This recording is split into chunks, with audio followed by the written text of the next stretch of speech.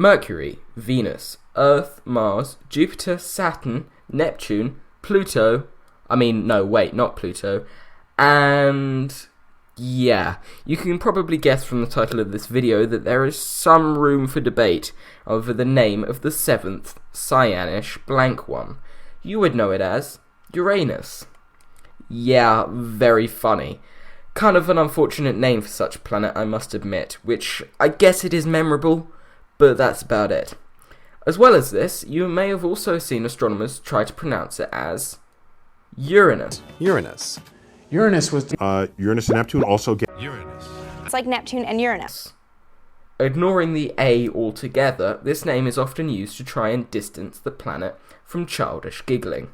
However, the name alternatives don't end there. With regard to its name, Uranus was kind of a first, as it was the first planet not seen by ancient humans. They actually called it a star, and gave it such names as 34 Tauri, or Tauri, and Virgo 17. Catchy.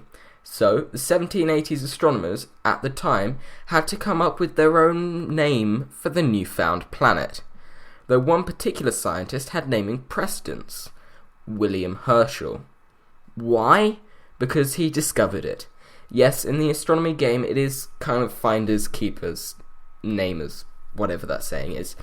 Herschel first saw this planet for what it was on March the 13th, 1781, from the garden behind his Somerset home in England, and immediately thought it was a comet. However, the more he looked, the more his original idea fell apart. He reported his find to the Royal Society in London, and more vigorous looking at the thing, determined it was indeed a planet. Herschel was given the right to name it, but what to call it? Well, there was a pattern at the time to name things in general after monarchs. You know, Georgia, Virginia, Maryland, Carolina, the Philippines, Victoria.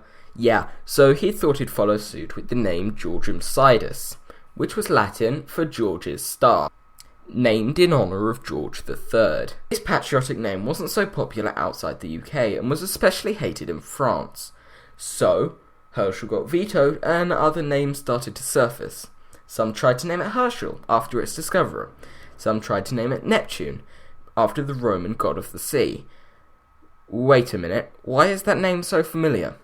Oh yes, that's because they reused the name more successfully 65 years later. Neptune has a second-hand name. Not surprising, considering Uranus has so many, and we're not even half done yet. However, eventually they settled on the name Uranus, a Latinization of the Greek god of the air, Uranus. This is the name we know today, though the alternatives don't end there. If you've been very eagle-eyed/eared, you would have noticed something about the planet's namesakes. You don't need to be, so I'll expand on it. I said Uranus was a Greek god. Neptune was a Roman one. Jupiter, obviously Roman. Mercury, Venus, yes. Earth is named after soil, not a deity. Mars is Roman, and so is Saturn. Pluto is named for the god of the underworld, but hey, it's not a planet, so who cares? This makes Uranus the only Greek one. If we replace this with the Roman equivalent, the planet is called Caelus, which is actually a pretty good planetary name. The Greenwich Observatory used this name, and ultimately that's where I got the seed from this video from, so thanks. So there we go, we've got Uranus, Uranos, Tauri 34, Virgo 17, Herschel, Georgium Sidus, Neptune, and Caelus. But which one is the true name? Well, I'll let you decide on that one.